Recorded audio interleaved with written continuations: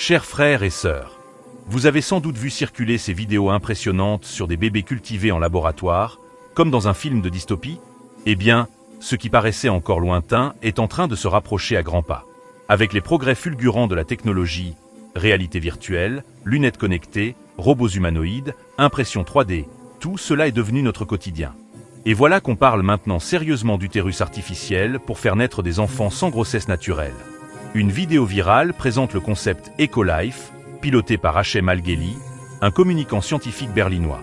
Selon cette présentation, une seule usine pourrait produire jusqu'à 30 000 bébés par an, en s'appuyant sur plus de 50 ans de recherche en octogénèse, gestation hors du corps. L'argument principal, permettre aux couples infertiles d'avoir enfin leurs propres enfants biologiques. Mais ça ne s'arrête pas là. On nous promet même la possibilité de personnaliser le bébé. Couleur des yeux, taille, niveau d'intelligence, force physique, comme si on remplissait un bon de commande en ligne. Abonnez et aimez cette vidéo. Machallah, où s'arrêtera l'arrogance humaine? La technologie existe déjà en partie. On sait maintenir des fœtus animaux en vie dans des cuves artificielles, et seuls les freins éthiques et légaux empêchent encore son application à l'homme. Mais pour combien de temps? Ce qui est terrifiant, c'est que l'homme se prend pour le créateur. Allah nous a pourtant façonnés de la plus parfaite des manières, et lui seul détient le pouvoir absolu de la création. Le Coran nous décrit avec précision chaque étape de la formation de l'être humain dans le ventre de sa mère. La goutte de sperme, le caillot de sang, le morceau de chair modelé. Puis l'ange reçoit l'ordre divin. Il fixe le destin, la subsistance, la durée de vie, les actes, et enfin souffle l'âme. Quelle machine, quelle intelligence artificielle pourra jamais insuffler une âme? Aucune création humaine ne sera jamais exempte de défauts, d'erreurs et de conséquences imprévues. Est-ce vraiment l'objectif du nouvel ordre mondial?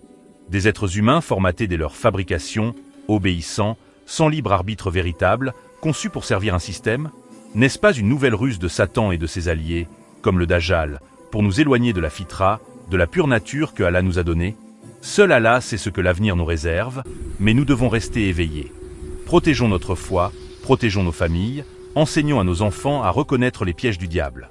Il est rusé, il nous attaque de tous les côtés, comme il a juré à Allah. Je les assaillirai de devant, de derrière, de leur droite et de leur gauche. Que Allah nous préserve de ces tromperies et nous maintienne fermes sur le droit chemin. Amin. Voilà pour aujourd'hui, chers frères et sœurs. Si ce rappel vous a touché, dites-moi en commentaire ce que vous en pensez, likez, abonnez-vous, activez la cloche et partagez massivement afin d'alerter le plus grand nombre. Que Allah vous protège et vous guide. Abonnez et aimez cette vidéo.